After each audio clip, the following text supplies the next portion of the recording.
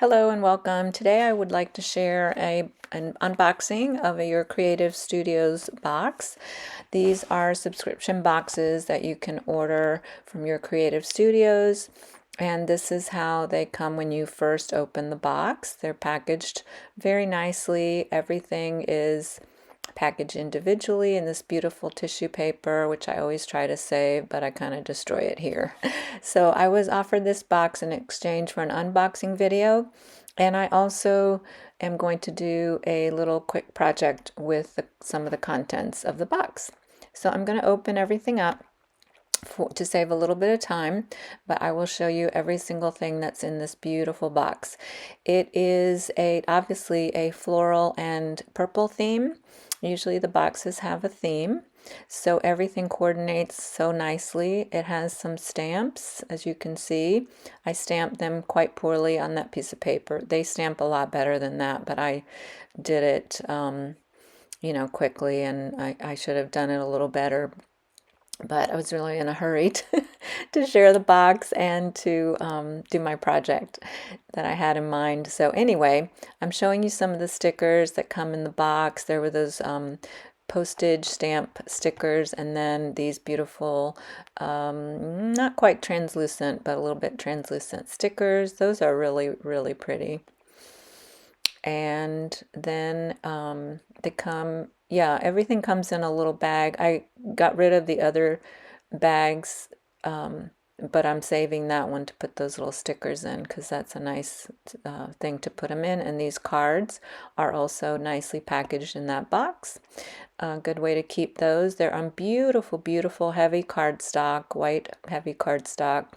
Some of the images are embossed, and so it's really a nice set of cards. Just a little extra piece there. And then we have these beautiful papers. I love using these in my journals on backgrounds, and each of those little papers has the design on a regular piece of paper there, and then a vellum piece, as you can see. So I finally decided to show you the vellum on the white background. And the papers that you see there are, I would say, like maybe copy paper weight, maybe a little tiny bit heavier than copy paper, but not super heavy. And that's good for me because that way it's easy to attach them to different backgrounds that I'm working on. So those are those beautiful papers, and then in the boxes there's always a washi tape that coordinates nicely with the set, and then these are more background papers that are probably a little bit like a copy paper weight as well, and you can see they have beautiful images on them, and I use these a lot in the project that I'm going to do next. So those are really nice. And they have the designs in a lighter color, and then all the same designs as you can see there in a darker brown vintage sort of background. Okay, then we have these little cards, little tall and slim. They're really nice to use. I use them in the project too. They're a little heavier than copy paper, more like a cardstock weight, I would say. And they also have beautiful floral designs on there. I did not flip through every single one, but I think you can kind of get an idea of what's in there. And then again, these are great for backgrounds, and they have writing and music, sheet music, different faux postcards, different patterns on there, really nice to use for backgrounds. And what I didn't realize as I was flipping through is that they are stickers. So I used some of those in my project, and that was handy. And then we have these beautiful cards. I know I keep saying beautiful, but really, this is such a beautiful kit. Look at those cards. They're just gorgeous. So that's a very nice weight of cardstock, I would say. The designs are really bright and vibrant. Hopefully they're coming through on your video on the camera, but I'm not sure because they're really, really vibrant. And then these papers, again, gorgeous. Look at those patterns. Those are stickers. And then the patterns repeat in I thought it was, I was checking there to see if they were stickers as well, but no, it's a little heavier weight paper. So you have a set of those, the same patterns as I just went through, and then you have a set of the same patterns in vellum. Look how beautiful that one is. I mean, stunning. Aren't they just so pretty? And so that's that set. So now I'm going to start my project. And I had these little index tab cards. They're old, as you can see. They have some, already natural vintage grunge on them. And I cut down actually the packaging from the box into pages to put in between each of the tabs. So I put out all of my papers and things and stickers and things I might use to decorate these pages, and I'm showing you how I think I'm going to decorate the cover of my little booklet that I'm making. It's a little book or a little journal. And so now I want to have a background for my cover.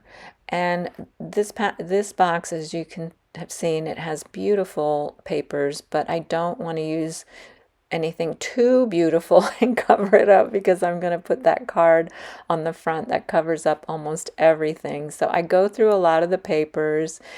This is what I do, and I finally figured out that I need something that doesn't have a beautiful design, like a beautiful focal image on the paper, so that I don't cover up a beautiful, image. So those papers are perfect for this idea that I'm showing you there. And I ended up, that one's too busy, but I have to try everything, of course. And so I ended up using that one. And because it's a sticker, it's really easy to use and put on my front cover. I put it on a little bit crooked because, that's what I do. Sometimes I don't want to stick my head, into the camera when I'm doing these projects. So I think I could have been a little more careful if I wasn't recording. So I'm going to show you how I decorated the front, how I started decorating the front cover, and then the first couple of pages. And then I'll skip ahead because it's really the same process over and over again. I'm just trying different papers and things from the box, putting them together in what I consider a pleasing collage of sorts. These pages can be a background for other focal images. I haven't decided if I'm going to add more to it or leave it the way it is, because I'm really pleased with the way it turned out. So we'll see. I'm going to let it sit for a couple of days and figure it out. I'm using my glue stick for most things that I attached to make this little booklet. And the first image I'm using there is, a beautiful butterfly. I just love that one. I think I put that one on crooked too, probably. So again, I'm just trying different pieces and deciding what in the world I can use to cover up that whole page. Now, with the beautiful butterfly image, I didn't want to detract from that. So I didn't want two butterflies, but the bottom part of that paper has writing on it, and I thought that would work nicely as a contrast to the beautiful butterfly at the top, or around the middle of that page, I guess. And so I was just trimming up my paper there because I had torn it out of the book, and so it was a little messy. I wanted a clean, straight edge. And then, as you can see there, I'm trimming it up, and then I just have to cover up the one side there. As soon as I flip it over there, I have to cover up that one side. So I decided to use one of those tall, narrow pieces. And even though that's a little bit thicker, the glue stick still works well for that. Always save your extra little scraps because you might use them somewhere else. So I decided to use the washi tape there, and I thought that made a nice contrast piece for the whole page.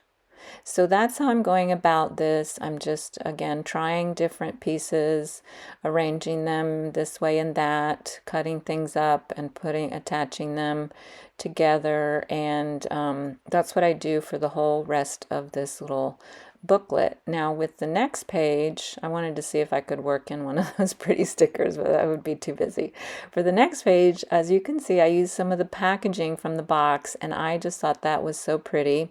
So I'm not going to cover everything up because it's already a pretty background, but I'll just add a couple of pieces to that paper and to that page, and that one's a pretty quick and easy page to do. I'm trying not to overthink too much, and all in all, it worked out well doing it that way. Of course, I have to try everything, but no, the pear is really more of a focal point there, so I don't want to compete with the dragonfly on that.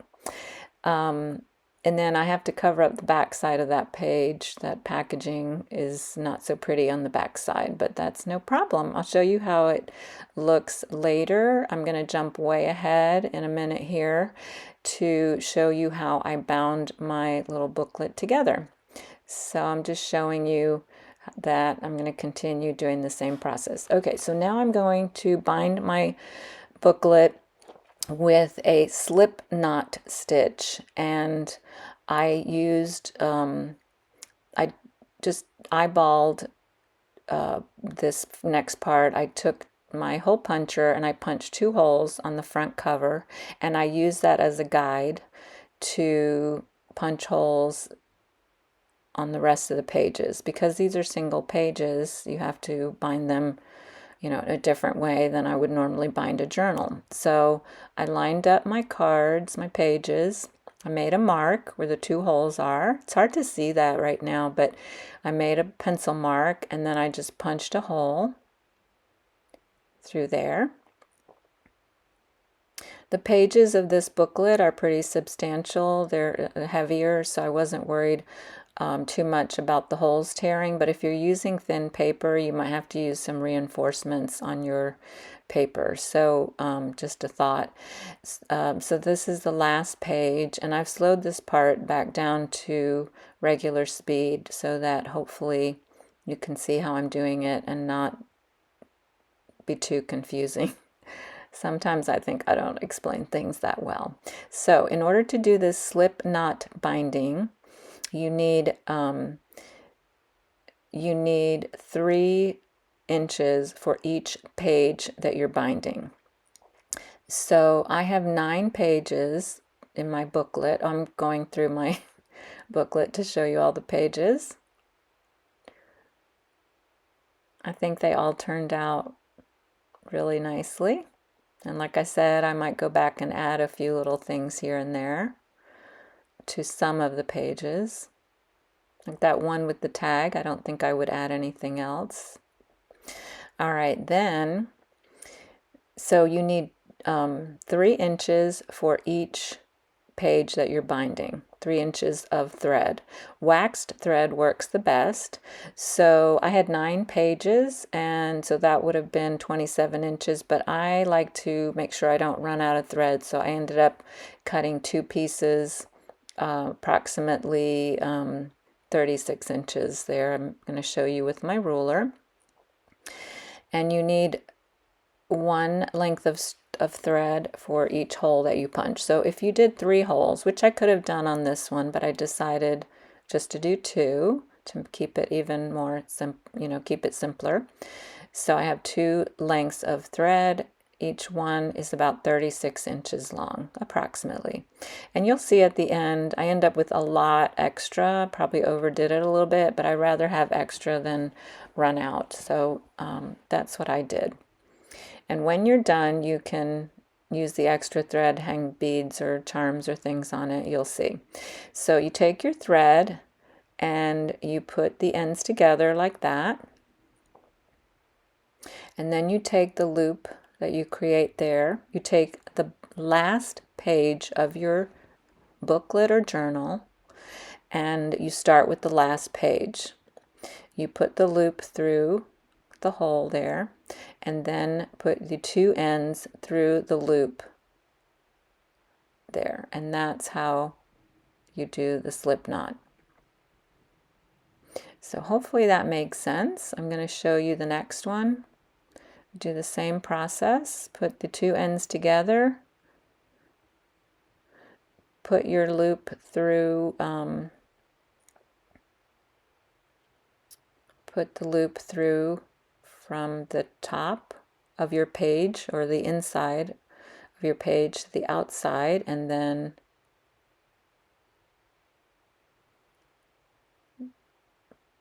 put your thread through that loop. Somehow I ended up with my threads not together at the end, so I trimmed those up. All right, so now you do the same thing with your next page, and as you can see, I put my journal upside down, so you work from back to front. So you take your next page, you take your two ends this time, and you put them through the first hole. I feel like I'm moving in slow motion here. Yeah, you put them through the first hole like that, and then you put those two ends, separate the thread like that, put the two ends, or your thread actually, through the opening that you created, and then pull that tight. So you want it to be kind of tight. With wax thread, it helps to hold the knots in place, but I think you could probably use any kind of thread. You could do it looser if you want a looser book. It's really up to you. I'm doing the next hole the same way. Put your two ends through the hole, and then you put them through that opening that you've created, and you pull. And that's the slip knot part. And then you continue doing that. I'm going to jump ahead to the last page, which is actually the cover page of my little booklet. And I'll show you how you finish that off. I guess I'm going to show you another page. Sorry, it was a couple of days ago that I recorded this. I've already forgotten what I did.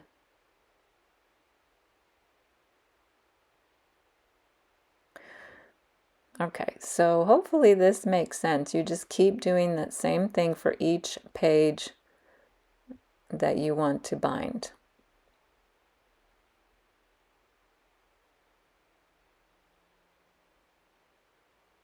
And I forgot to say earlier, when you're punching your holes for the way I did it with the cover, you can make a template instead of using the cover, just eyeballing it and then using your cover as a template if you want to be more precise. But I thought I could eyeball it well enough, and I think it turned out fine.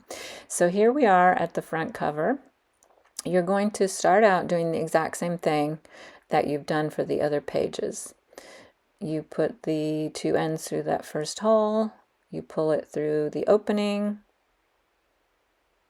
and you pull it tight. Do the same thing for the bottom hole. Again, if you had 3 holes, you could be doing this with 3 holes.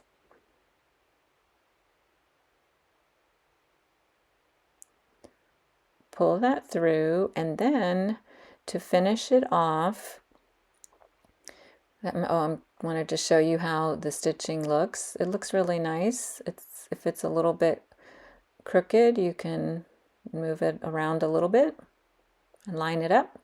Okay, so to finish up, you take one of your threads, you put it underneath that first page, and then bring it back through there, as you can see that I'm doing.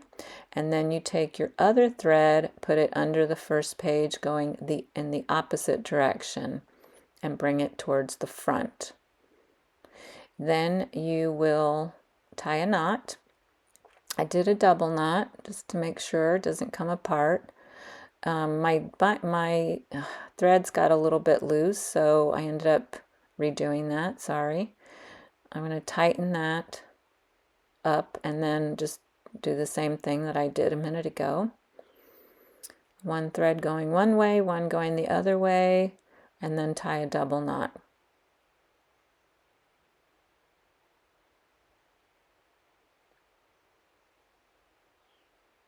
Almost went the wrong way because that's what I do. And I'm gonna get there eventually. This can be a little bit fiddly, especially since I was trying to record it. So of course it's a little bit harder than if you're doing it on your own. You don't have to worry about being, on camera showing what you're doing. So double knot, and then you do the exact same thing with the other threads for the other hole. And you can see that my thread, I have a lot of thread left over.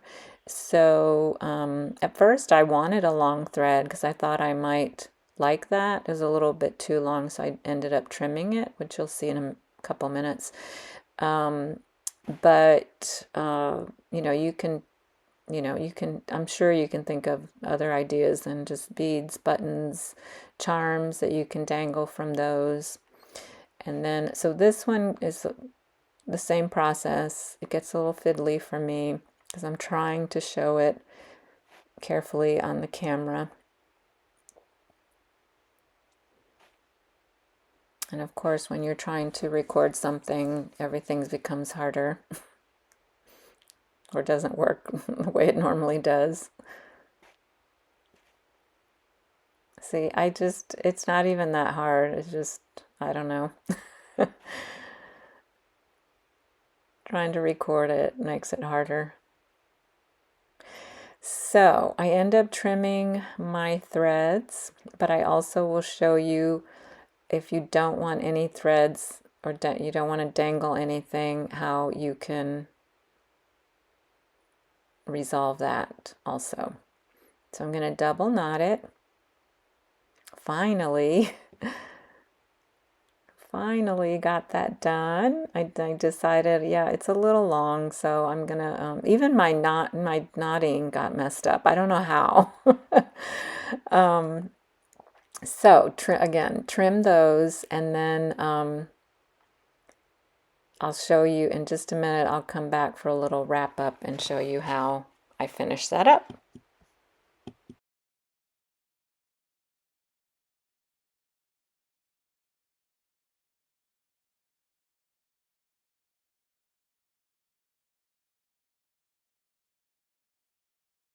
So here I'm showing you that if you don't want those threads showing on the outside, you can put them to the inside and trim them up, or even knot them on the inside so they don't show.